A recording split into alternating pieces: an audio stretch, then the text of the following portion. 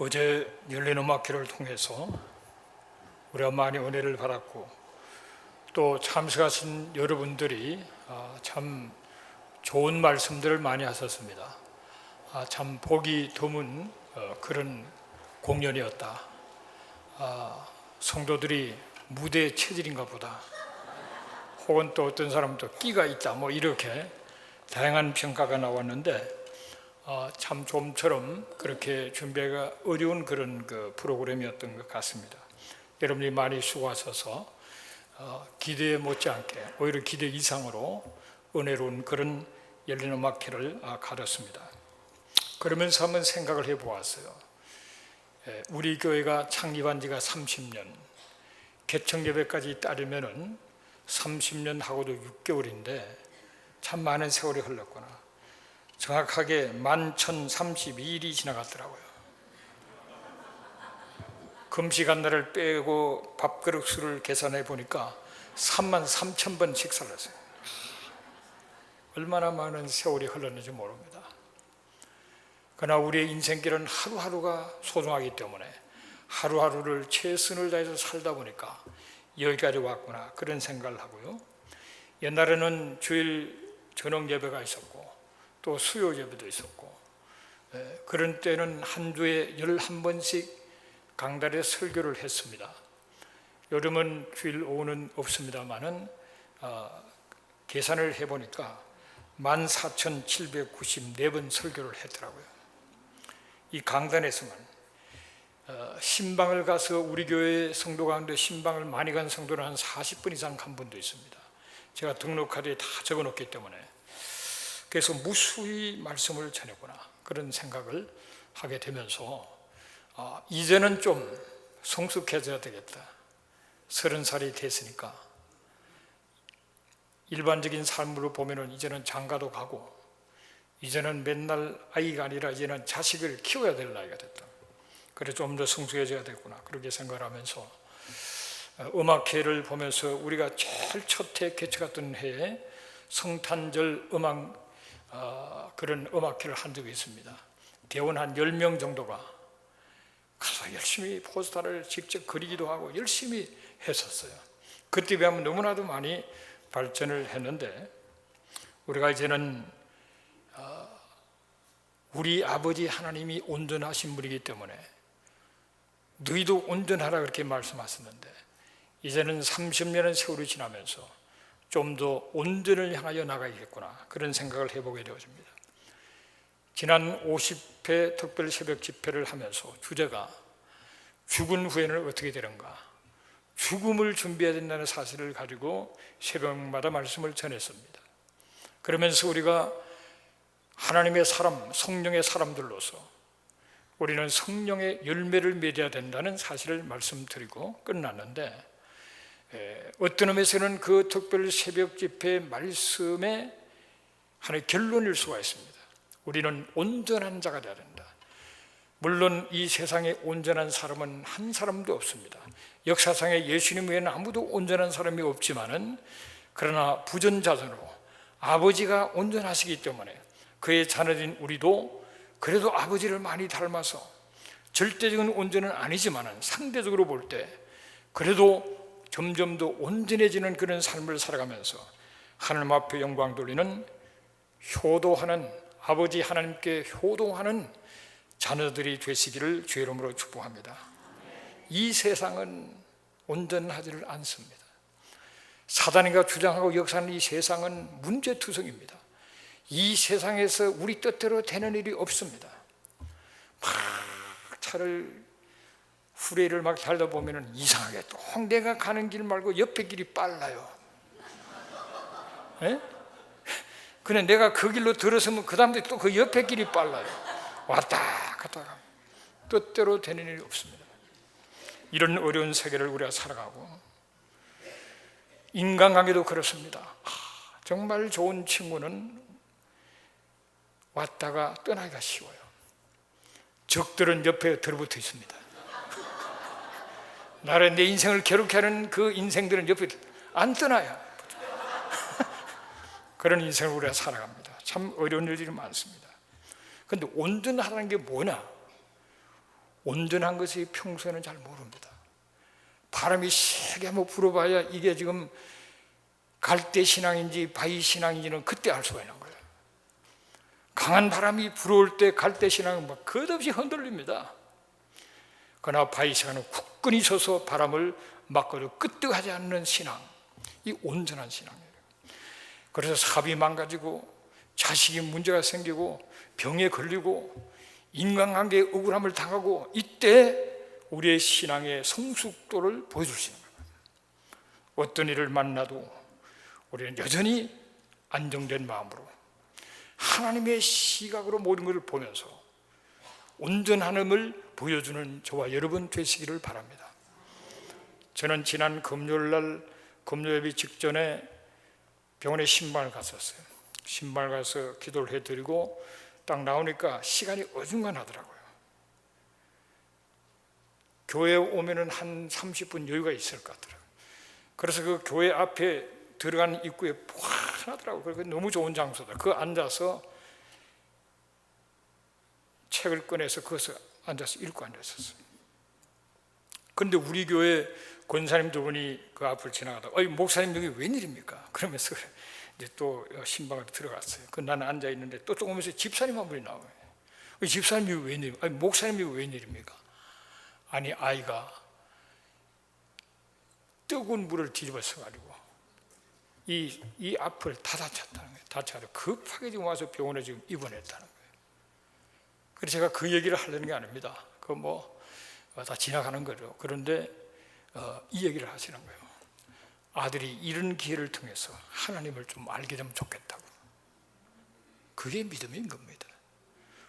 우리는 인생의 어려움 속에서 하나님의 마음을 려보고 하나님의 눈으로 볼 수 있는 그 사람이 성숙한 사람이에요. 흘러가는 수많은 사건 속에 인생이 전개되지만은 문득문득 하나님을 생각하고 하나님의 입장에서 하나님의 뜻을 찾고 그러면서 이 모든 인생의 문제를 해내는 이 사람이 성숙한 사람이에요. 그런 은혜가 있게 되시기를 주의 이름으로 축복합니다. 그래서 이런 성숙한 사람, 온전한 사람은 기가 막힌 상황 속에서도 여전히 안정을 유지하면서 나갑니다. 하나님을 붙들고 나가는 거예요. 잘 될 때 내가 잘난 것이 아니라 하나님의 은혜였다 고백하면서 하나님 앞에 영광 돌리는 겸손함을 가지고 나가는 이 사람이 온전한 사람인 것입니다. 여러분, 많은 사람이 훌륭한 삶을 살다가 온전함에서 떨어지는 경우가 너무나도 많습니다. 여러분, 다윗도 너무 어렵고 정말 목숨을 걸고 살기 위해서 몸부림을 칠 때는 하나님 앞에 바로 서 있었어요. 그러나 모든 것이 왕이 되고 편안하니까 왜 지붕을 또 걷기는 왜 지붕을 걸어가지고 전쟁터에 나가서 싸워야 될 사람이 사고 치잖아요. 솔로몬도 그렇게 지혜롭고 하나님을 기쁘게 하셨지만은 나중에는 우상을 섬기고 그렇게 잘못됐어요. 그래서 온전함을 유지하는 건 쉬운 것이 아닙니다. 그러나 하나님 우리 아버지가 그걸 원하시니까 부전 자손으로 아버지를 닮아가고 아버지가 원하시는 쪽으로 향하여 나가는 그런 가운데서 아름다운 삶을 살게 되시는 여러분 되시기를 주의 이름으로 축복합니다. 온전함이라는 것은 첫째로 정직해야 한다. 정직해. 창세기 잠언 10장 29절을 같이 읽겠습니다. 여호와의 도가 정직한 자에는 산성이요 행악하는 자에게는 멸망이라고 했습니다. 여호와의 도, 하나님의 말씀이 정직한 자에게는 산성이에요. 적을 막아주고 보호해주는 그런 가운데로 하나님의 말씀이 역사하는, 정직한 자에게는 그것이 큰 힘이 되고 보호가 되고 산성이 되지만은 정직하지 않은 자에게는 아무런 소용이 없고 오히려 해가 될 수가 있다는 거예요. 시편 84편 11절을 같이 읽습니다. 여호와 하나님은 해요 방패이시라. 여호와께서 은혜와 영화를 주시며 정직하게 행하는 자에게 좋은 것을 아끼지 아니하실 것입니다. 그렇습니다. 여러분, 하나님은 정직하게 행하는 자에게 좋은 것을 아끼지 않아 주신다고 그랬습니다. 하나님은 원래 우리에게 좋은 것을 주기를 원하시지만 정직해야 그 좋은 것을 받아 누릴 수가 있다는 거예요. 그게 정직하게 나가야 됩니다.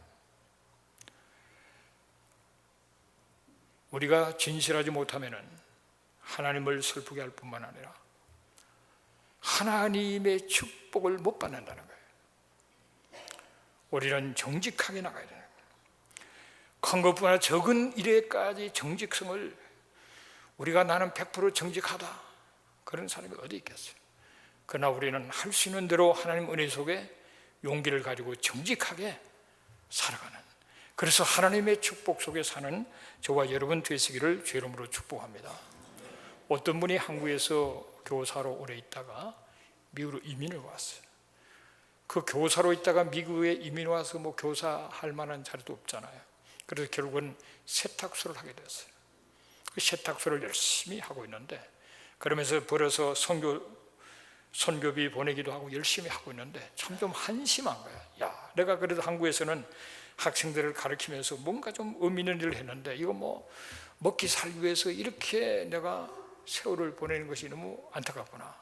근데 어느 날 세탁하려고 옷을 이렇게 만지다가 보니까 주머니에 돈이 나왔어요. 2,700불이 나왔어요.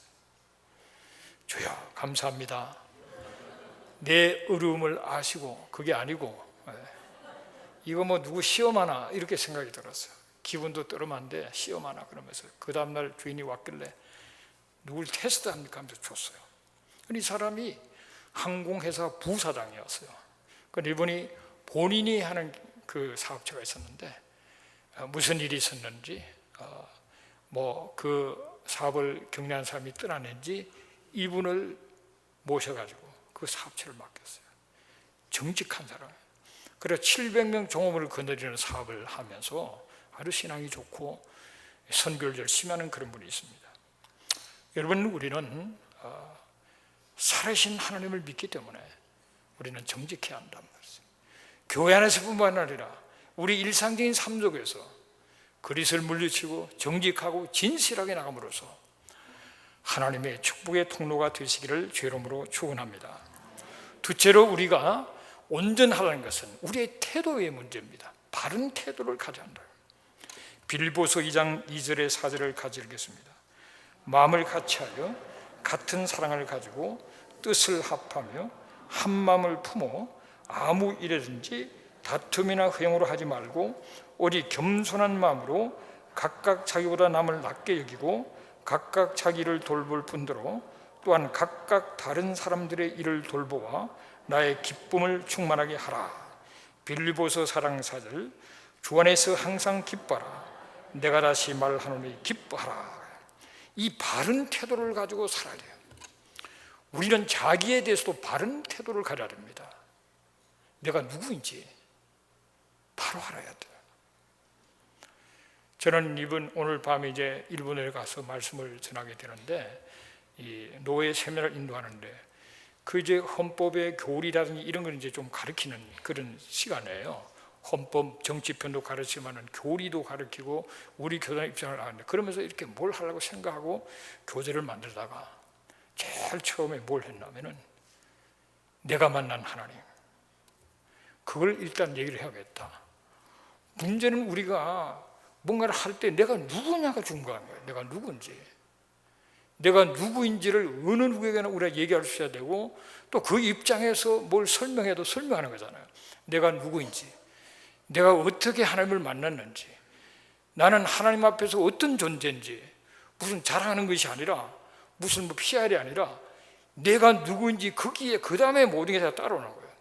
내가 누구인지, 내가 어떤 정체성을 갖고 있는지, 천지를 지신 하나님 앞에 나라는 존재는 도대체 무엇인지 그걸 알아야 된단 말이에요. 내가 누구인지를 알고 그런 가운데서 가정이 있고 교회가 있고 교단이 있고 다 연결이 되기 때문에 내가 누구인지가 중요한 것이고, 목회도 그래요. 결국 내가 누구인지를 내가 믿는 하나님을 의지하고 그냥 하는 거예요. 딴 게 아니에요. 그래서 내가 누구인지, 여러분은 맞아. 여러분이 누구십니까? 여러분이 만나는 사람들이 나는 누구다고 얘기할 거예요. 누구세요? 옆에 한번 물어보세요. 당신은 누굽니까? 우리는 자기를 알아야 되고, 자기를 바로 알면 자기가 얼마나 소중한 존재인가, 자기 자신에 대해서 똑바른 태도를 가져야 됩니다. 그리고 내 옆에 있는 사람이 누구인지 그 사람에 대해서 바른 태도를 가져야 돼요. 가족이나 일터에서 만나는 내 이웃에게 바른 태도로 그 사람을 대해야 된단 말이에요. 환경도 마찬가지입니다. 우리가 환경에 대해서 내가 어떤 시각을 가지고 어떤 태도를 가지고 환경을 정복해 나가는가, 이 태도가 중요한 거예요. 무엇보다도 하나님 우주를 만드시고 역사를 주관하시고 내 심령에 흐르는 의식의 흐름도 아시고 잠재의식 그 속에 감춰진까지도 아시는 그 하나님 앞에 어떤 자세를 쓰고 어떤 태도를 갖는다는 것이 중요한 거라고요. 그래서 우리는 항상 다툼이나 허영이 아니라 겸손한 마음을 가져야 되고 자기를 돌볼 뿐만 아니라 다른 사람의 일도 돌보면서 그러면서 바른 태도로 자신과 이웃과 하나님에 대해서 바른 태도를 가지고 나가는 그런 가운데서 온전함을 추구하는 여러분 되시기를 바랍니다. 자기 존재를 아는 사람은, 내가 누구인지를 아는 사람은, 내가 하나님의 구속받은 하나님의 자녀요 하나님 내 아버지라고 아는 사람은 기쁨이 충만할 수밖에 없는 거예요. 그래서 주 안에서 항상 기뻐하라고 하잖아요. 주 안에서 하나님과 바른 관계 속에서 우리는 어떤 일을 만나도 항상 기뻐하는 그런 가운데서 긍정적인 자세 속에 하나님이 나와 함께 한다는 그 이 믿음으로 이 세상의 어떤 환경을 만나도 기뻐하고 감사하며 그러면서 뚫고 나가는 그런 가운데서 승리하는 자리로 나가는 저와 여러분 되시기를 주의 이름으로 축복합니다. 커밍 워커라는 분이 그런 얘기를 했어요. 사람이 성공하려면 지능이 좋아야 된다. 그리고 지식이 있어야 된다. 그리고 기술이 있어야 된다. 지능과 지식과 기술이 다 필요합니다.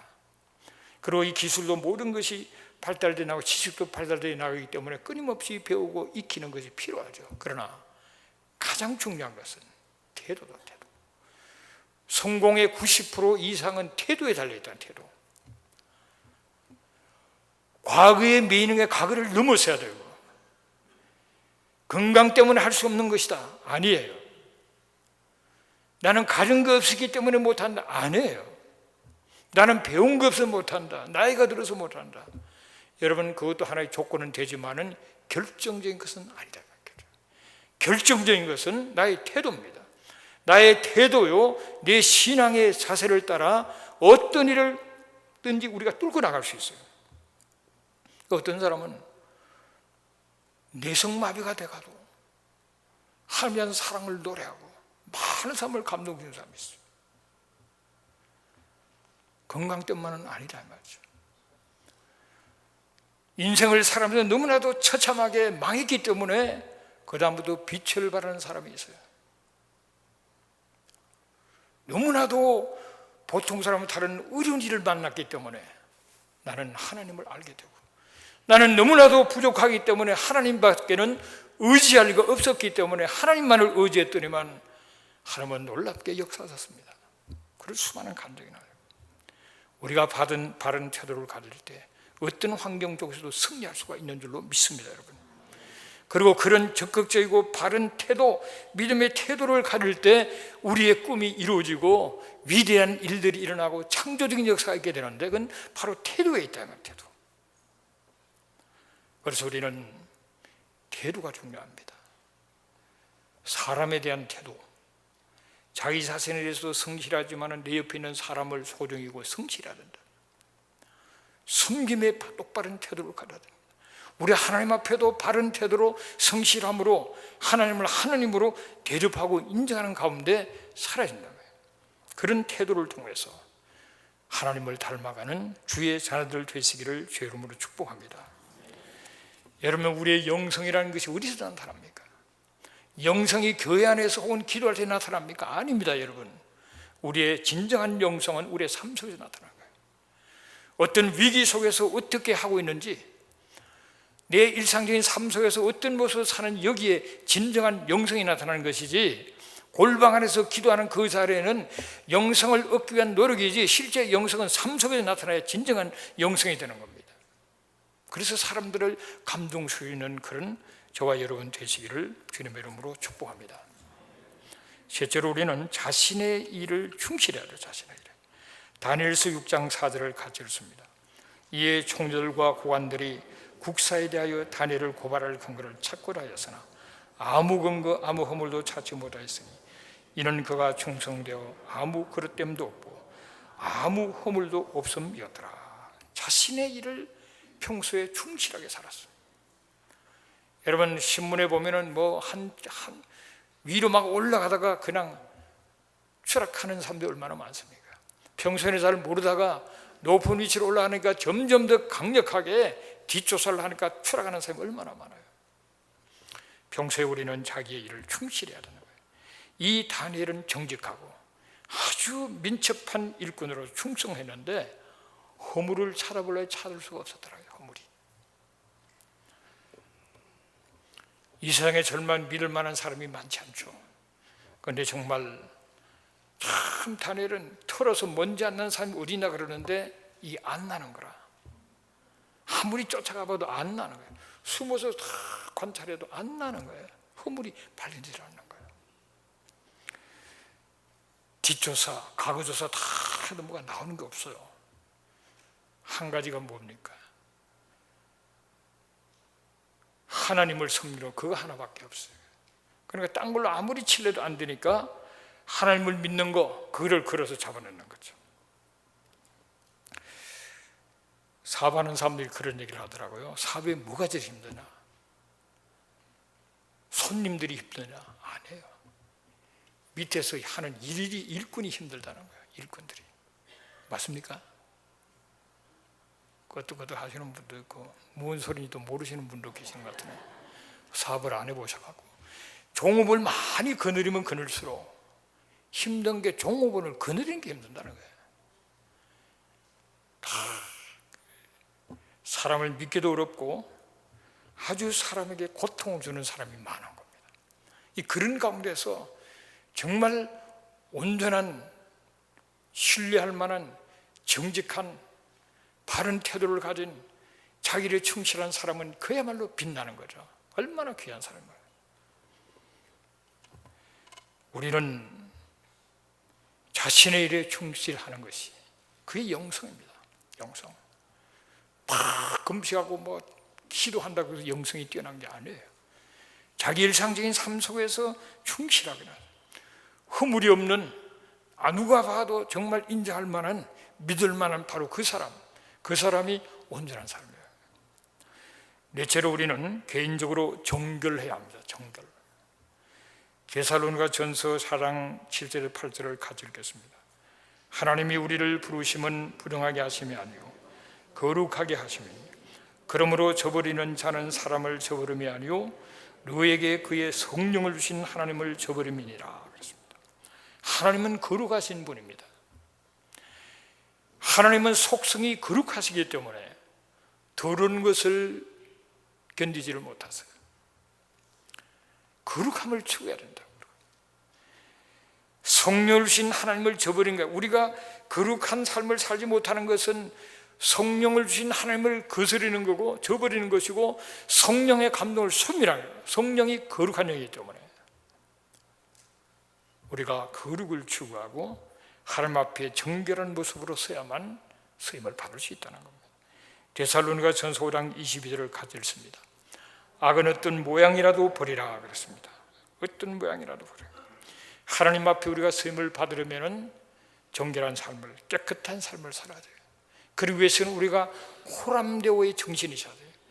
하나님은 불꽃 같은 눈으로 모든 걸 보고 계신다는 사실을 늘 기억하면서 하나님 앞에 생각이나 말이나 행함에 있어서 하나님 앞에 부끄러움 없는 자가 되기를 힘쓰고 혹 잘못될 때마다 바로바로 보혈로 회개하며 씻음으로 말미암아서 우리가 거룩을 추구하면서 정결한 모습으로 하나님 앞에 서임받게 되는 그런 축복이 있게 되시기를 주의 이름으로 축복합니다. 마지막으로 우리는 변함없이 하나님을 섬기는 한결같은 그 믿음을 가지고 나갈 때 온전한 하나님의 사람이 될 수가 있습니다. 다니엘 6장 10절을 같이 읽습니다.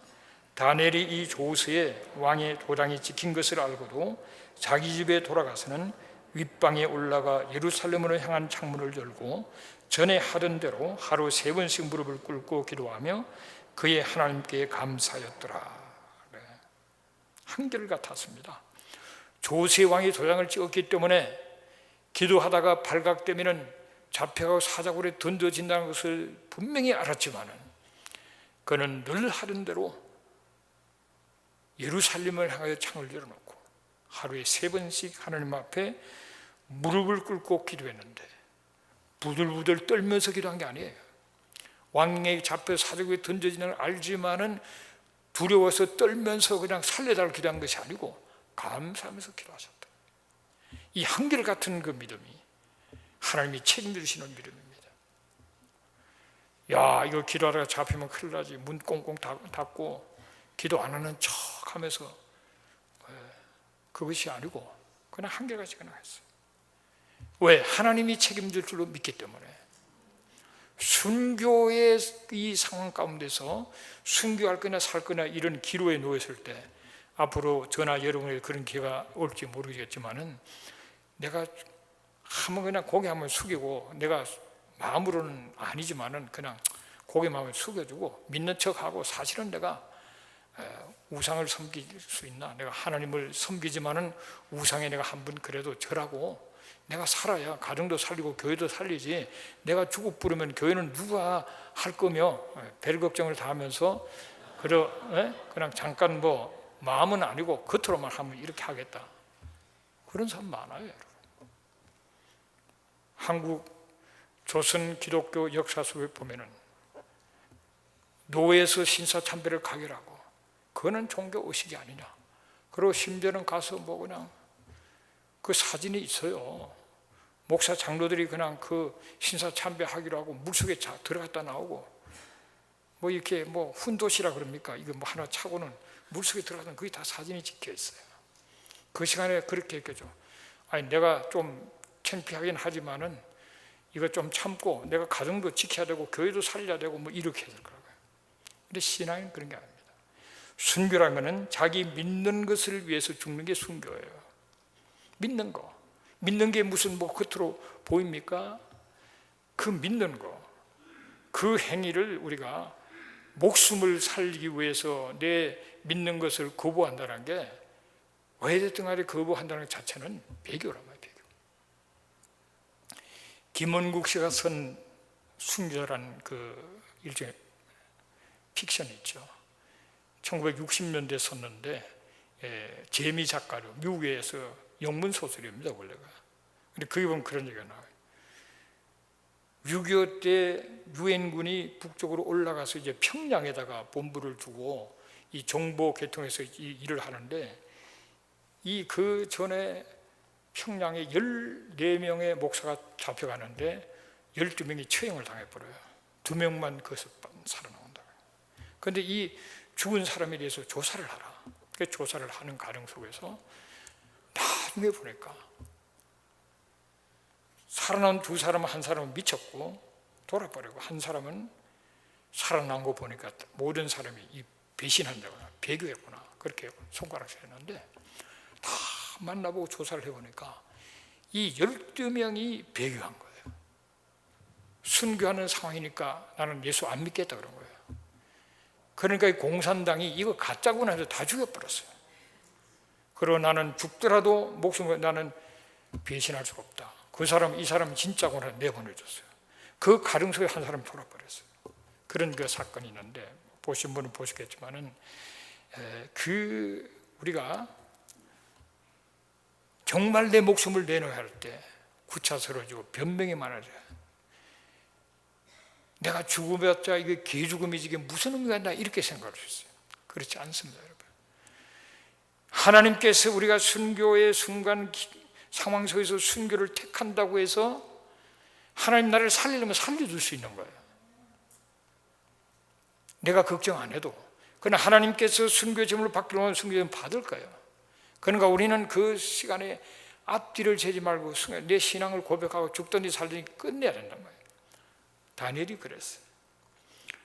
자기는 얼마든지 그것을 드러나지 않을 수 있지만은 생명을 한수를 맡겼습니다. 그러니까 사자굴에 던졌지만 하나님이 사자굴에 던져주세요. 사다가 머리털 하나 사가지 않도록 지켜주시고 나와서는 오히려 참 왕이 충격을 받고 놀라서 다니엘이 믿는 하나님은 진짜구나 할 정도가 되는 자리로 나가잖아요. 그래서 우리는 하나님을 믿되 변함없이 한결같은 믿음으로 목숨을 걸고 믿는 저와 여러분 되시기를 주의 이름으로 축복합니다. 창세기 5장 21절에서 24절을 가지고 있습니다. 에녹은 65세에 무르셀라를 낳았고 무르셀라를 낳은 후 300년을 하나님과 동행하며 자녀들을 낳았으며 그는 365세를 살았더라. 에녹이 하나님과 동행하더니 하나님이 그를 데려가심으로 세상에 있지 아니하였더라. 이 놀라운 삶을 살았어요.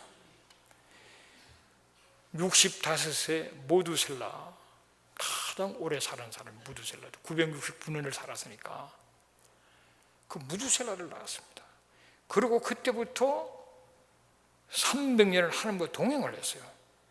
하나님과 동행하는. 그런데 죽음을 맛보지 않았어요. 하나님 그냥 데려가셨어요. 이 놀랍지 않습니까? 히브리서 11장 5절에는 그럽니다.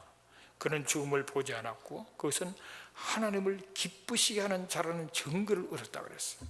이 에녹은 하나님을 기쁘시게 했던 사람이에요. 그래서 하나님과 동행하고 죽음을 맛봐요. 그런데 에녹이 뭘 했다 그런 얘기가 나오질 않아요.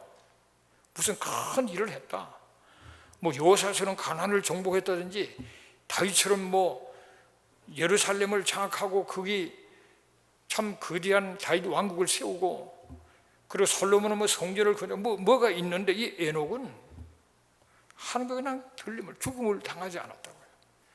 그러면서 하나님과 동행했는데 무슨 특별한 일을 한 게 없어요. 그래서 우리가 깨닫는 것은 우리가 무슨 큰 일을 해야만 하나님을 기쁘시 하는 것이 아니고 하나님을 기쁘시 하는 것은 믿음. 히브리서 11장 5절에 하나님을 기쁘시 하는 자라는 증거를 얻었다 그랬는데 그 다음 9절이 믿음이 없이는 하나님을 기쁘시게 할 수 없다 그래요. 그러니까 이 에녹은 믿음으로 살았던 겁니다. 믿음이라는 것은 하나님이 반드시 계신 것과 자기를 찾는 자에게 상 주시는 것이라고 말했어요. 그런 하나님이 반드시 계시거나 함께 한다는 이 믿음과 자기를 찾는 자에게 상 주시는 하나님을 의지하면서 하나님과의 깊은 교제를 이루면서 동행하는 삶을 살았던 겁니다. 여러분, 우리가 그래서 자식 키우고 새끼 밥 먹고 일상적인 삶을 살아도 이렇게 들림받을 정도로 놀라운 하나님을 기쁘시게 하는 삶을 살 수가 있는 거예요. 꼭 뭔가를 겉으로 뭘 하는 것이 아니라 하나님을 진실로 믿고 교제하면서 그러면서 하나님의 나와 함께 한다는 이 임마누엘의 이 신앙을 가지고 하나님과 동행하면서 나갈 때 평범한 저 사람이 뭘 하는가 싶은데도 하나님을 기쁘시게 하고 들림받을 정도로 놀라운 삶을 살아갈 수가 있다는 거예요.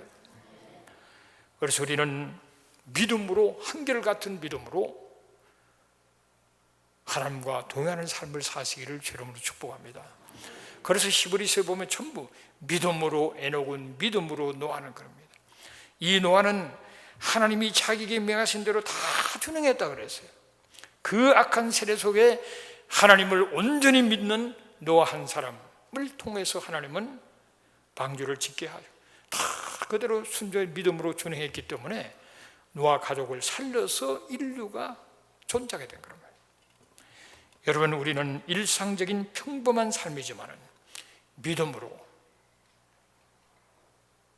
하나님이 나와 함께 하신다는 믿음, 자기를 찾는 자에게 상 주시는 이 믿음, 그 믿음으로 하나님과 동행하는 삶을 살죠.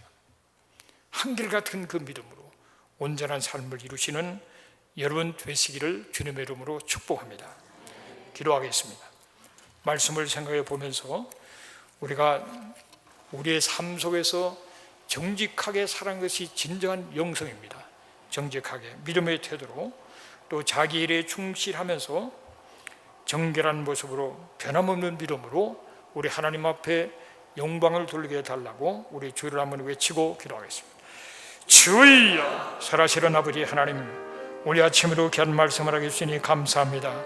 하나님의 온전하심으로 하나님의 자녀들인 저희들도 온전하기를 원하시는 아버지 하나님, 성령의 충만을 믿고 정직한 삶을 통해서 일사적인 삶 속에서 영성을 드러내는 진정한 하나님의 사람 모습을 드러낼 뿐만 아니라 자신에 대한 태도와 이웃에 대한 태도와 하나님과 환경에 대한 바른 믿음의 태도를 가지고 나감으로 하나님 온전한 삶을 살아갈 수 있도록 도와주시기를 간절히 바라고 원합니다.